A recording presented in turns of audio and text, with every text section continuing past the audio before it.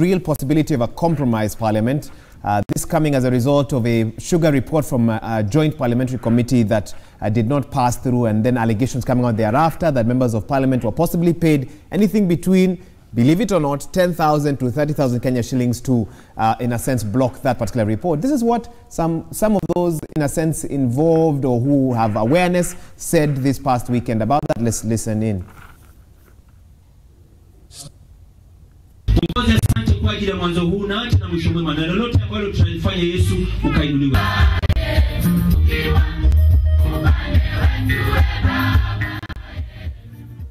All right, we apologize for that. We just wanted to get some thoughts on the same. But let me introduce my guest in studio right now. Joining me is former MP Njeru Kathangu to get into a little bit about this particular discussion. He knows what it feels like to have sat in that house and the pressure that comes with that. And of course, he can give us a better understanding of where he thinks parliamentarians are at this moment. Thank you so much, Mheshimiwa, for finding time to be here with us today.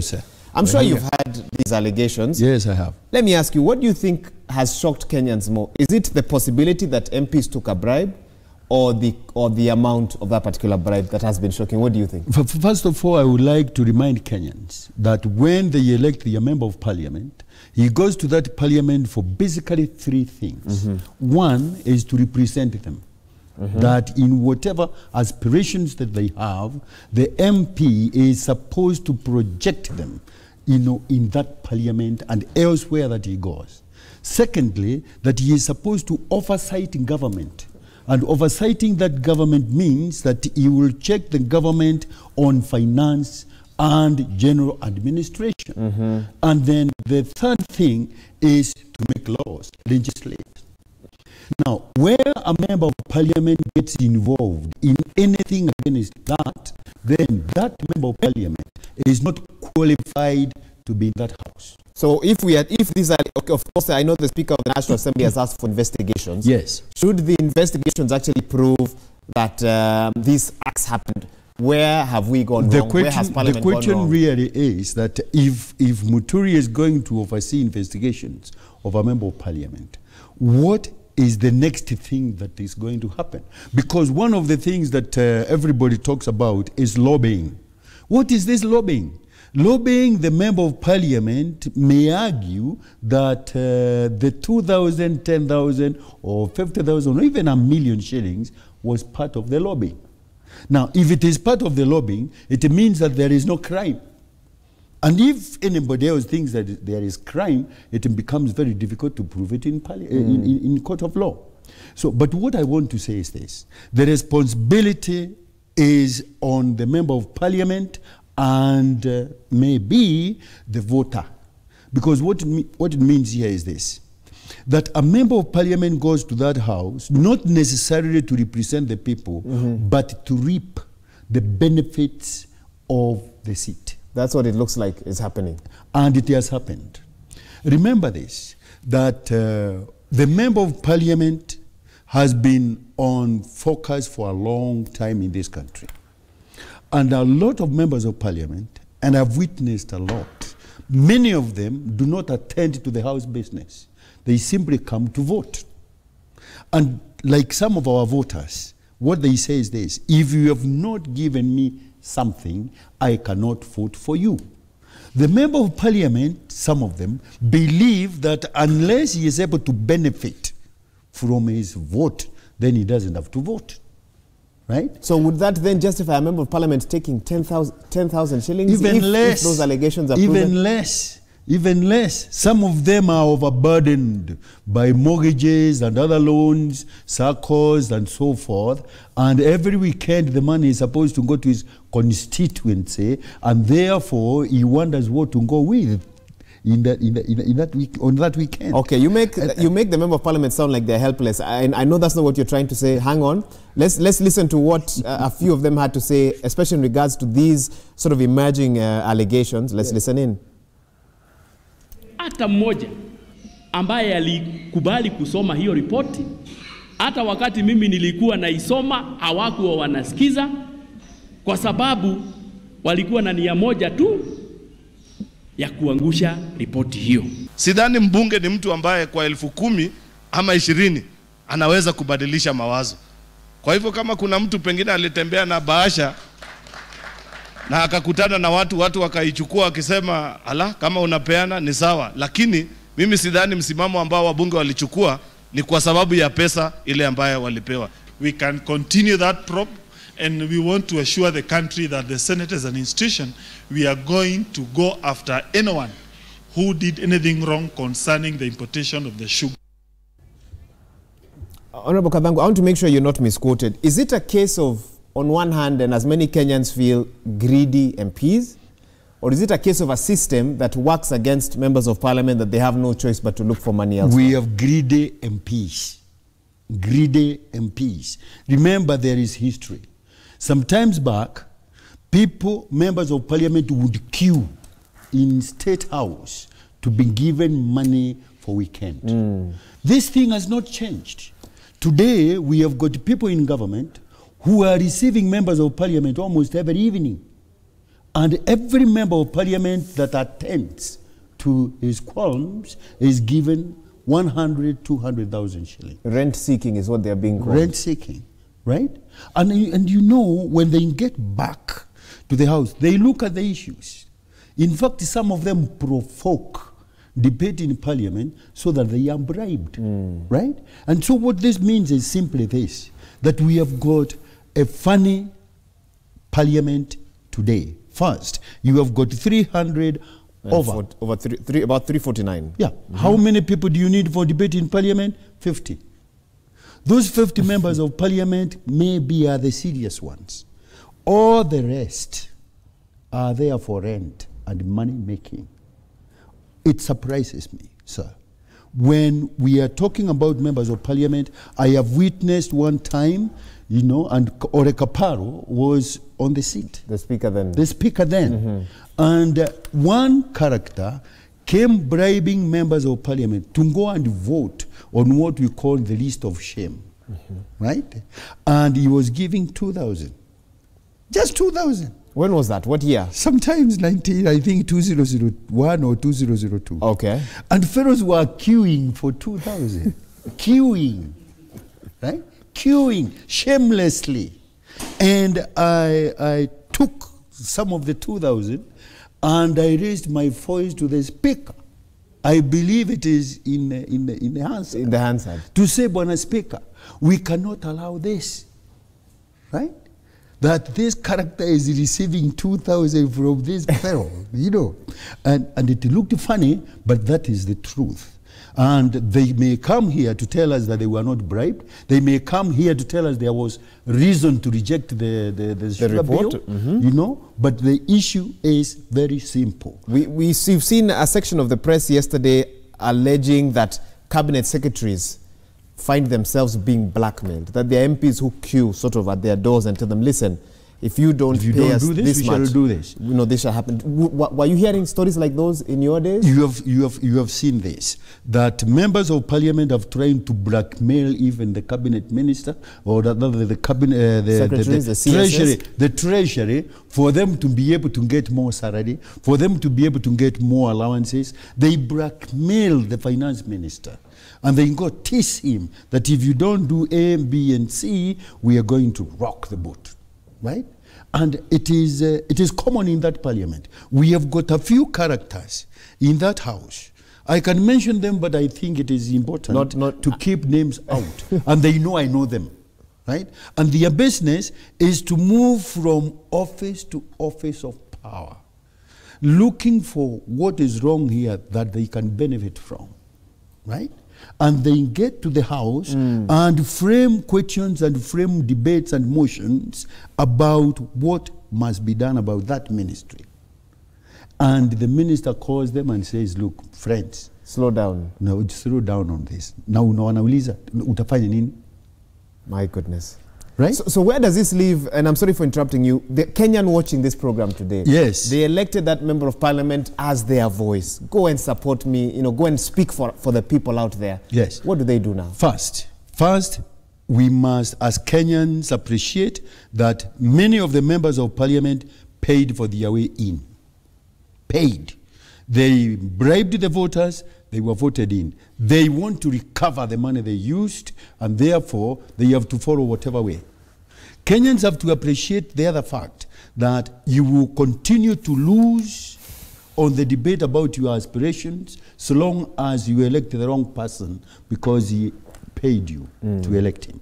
And number 3 is that our lives are in danger because members of parliament sometimes will not care whether they are terrorists or not, whether there is poisoned sugar or poisoned meat, whether you are on samosa mia or samosa punda, that they will not care, right? But they must be reminded every time that the internal security of a nation includes health of every individual, includes security, and that one also involves food security, and then the security from outside aggression.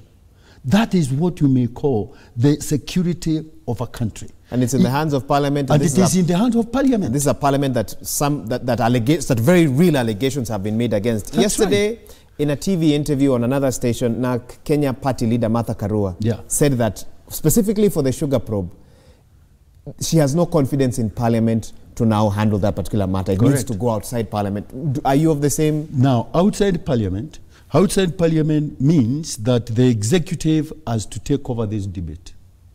You can't trust parliamentarians. I cannot trust parliament, you know, because Muturi, as good as he may be, whether or not, he cannot be able to control debate. He is not able to move it. It is the member of parliament that's supposed to move the speaker about any debate in that house. And the resolution in the nays and the ayes, you know, depend really on who is more convinced than the other. The executive has started something in this country that I think he must never lose sight of. What is that? The fight against graft. You support the president on that? I support the president on that, 100%. In fact, I am saying this, that we have fought every government in this country because of allowing riparian areas to be taken, grabbing of public land, and the corruption that we have seen in this nation.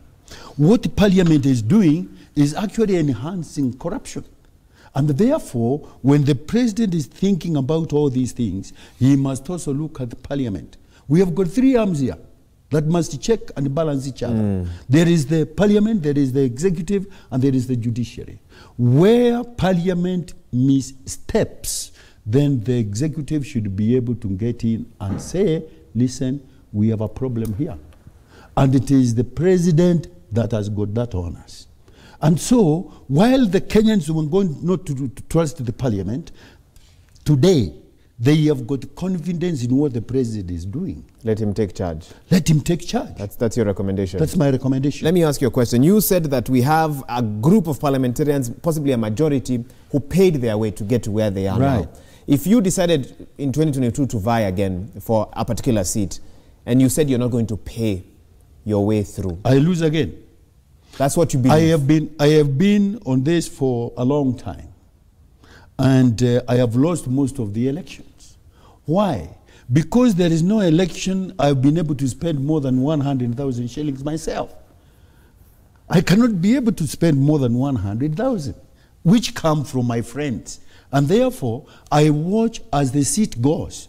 Not because of Kathangu's inability, but it's because Kathangu cannot afford and is not willing to pay for vote. Why would I pay for vote? I am getting into a business of representing my people. I can see them wallow, but I cannot assist them because there is no forum to assist them. And so I let them be. So do Kenyans deserve, and again we're talking about allegations, if these allegations are true, do Kenyans deserve that kind of leadership? No. Kenyans expect that the people they elect are going to assist them. But they take money from them. They take money from them, not because they will, to take money. Kenyans have been pushed to a corner, and that corner is the poor corner, where majority of them are not able to support their basics. And keeping a society poor is the surest way of keeping them oppressed and therefore sustaining and maintaining the elite that we have. And most of the elite understand this, that if you want to keep it, have them poor, have them drunk. Okay. You know, so if Kenyans are poor and they have got illicit brew and cheap beer, then leaders are comfortable. Would your brand of leadership fit in this current parliament right now? I think so. Because mine would be to whip them, not whip them to come, whip them out. You know, I have done it. I've done it in the past, and I believe that what Kenyans require now, you know, and I want to send this one to the civil society. Okay. It is not correct for the civil society to fight against corruption, fight against grabbing of land, fight against everything, and when an opportunity avails itself that something is being done, they keep quiet and silent in their houses. You know? They come out to demonstrate, call MPs and pigs because they are doing stupid things. And when time has come, when the president is doing A, B, and C, we actually expect that every sector of this society would be on the street saying, push, push, push more, right? But they are not doing that. Now, when they are not doing this, then the president comes and says, I have lost a lot of my friends because of this punch. What is he telling you? He is telling you that he actually needs to be supported. He needs new supporters publicly. You know. For him to achieve this. Yeah, for him to be able to achieve. You've said you know, but you won't name them here, and they're not here to respond. You know those who have been known to rent seek. Yes. Are there those who you say you know right now in the current parliament who you have hope in? Very few. Very few. Very few. And the reason why they are very few in my life is because majority of them I don't know them. Okay. Many of them are new characters. You know, of those I know, I would be able to pick at least 5 of them and say, these are good men and women. Right? These are people that can be trusted. These are people that can be trusted, you know. But I also know that out of them, there are characters campaigning day and night to change their attitudes so that they can support graft. If you had a moment to speak with the Speaker of the National Assembly, Justin Muturi, Majority Leader Eden Duale, Minority Leader John Badi today, yes, they're probably watching, what would you tell them? I would tell them this. Where they have been beaten because they appear like they are defeated, there is a way out. Talk to the President on man-to-man and the Chief Justice. Because that is the responsibility of the Member of Parliament, no, not Member of Parliament, but the Speaker. Where things appear to be mucky, you talk to the President and talk to the Chief Justice because the 3 arms should be involved. Working together. Right? Let's play scenarios here. 349 MPs. Let's say for discussion's sake, 50 MPs took the 10,000 to 30,000. Again, these are all allegations and I need to keep making this very clear. Yes. Can you take all of them to court? Can you, what do you do with a group as large as the one, you know, Didymus, amongst other, you know, members of parliament have been talking about, you know, took money? What can you do with such a group? It will be like this. I mean, you don't take the whole parliament to court, but you take samples. What the president has done, for example, you know, is that they have taken Southwest more, it is destroyed. They have taken UK, it's destroyed. They have gone to Kerereshu, a top-notch state in this country. They have taken that. And so, what is now happening, anybody who has put up a structure on Riberian and grabbed land, they have started knocking walls themselves. They have hired tractors. Those tractors are knocking their walls now before others come. So if you pick 2-3 members of parliament who are known, and you make them pay for this. Put them in. Because they have committed crime against society. Because parliament is an elders' court. And that elders' court must not be abused. Right? So, take them in, and the rest are going to say, hey, if so-and-so has gone in, then we are in trouble. You've observed several parliaments. I'm talking about parliaments which come every 5 years. Yes. Which one were you most proud of and why? Because it sounds like you're not proud of this one. Yes, I'm not proud of this one. One of the parliaments I was very proud of is the parliament that Charles Njonjo, and I'm mentioning him because it is historical and he is there. It's in the records. It's on record. Okay. He looked at all of them and he said, this parliament is controlled by 7 sisters. 7. Now, the 7 sisters included Martin Shikuku, Waruru Kanja, Jimmy Orengo, Georgia Anyona, and those fellows. Right? And that parliament won because KANU was de facto. You could not form another political party then. So these members of parliament were actually defending the country as individuals. And you can't see 7 sisters right now. I cannot see 7 sisters in 349 members of parliament. Right? Two, briefly. During that time, when there were no political parties, then it actually means that a lot of people did not have authority in group work. But today, you have 64 political parties in this country. Toothless. Toothless.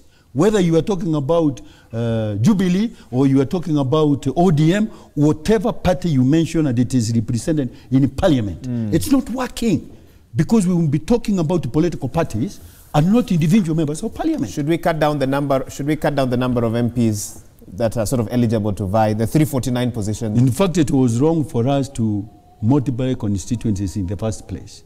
You only need a small number of members of parliament to be cohesive, to be coherent, to be democratic. When you bring 350 members of parliament, you are actually calling it a mob. And mobs cannot represent people. Mobs cannot represent people. No. How do we move forward? In one minute. One is that we need to rethink the constitution and laws of this nation. In fact, I support some of the grapevine words that I hear, that let us go and amend the constitution. Okay. Because the constitution was emotionally constructed and those emotions were not right for this nation. I opposed it myself. I still think that we need not more than 170 members of parliament for this country and for the Senate, which we may need. To have more than 30 members of the Senate is actually extravagant. 170 MPs and 30 senators. Finished. You have got a beautiful state, you have got a beautiful society, and the economy will be nurtured. Mheshimiwa. Thank you, sir. Thank you so much for those very strong words. I hope Kenyans are listening. I hope our leaders are listening. Even as we find ourselves in a very embarrassing situation as a nation, if those allegations are proven to be true, then my oh my, yes. That will be something else. Let me now hand you over to Fred Indimuli, who's ready to give us some further updates.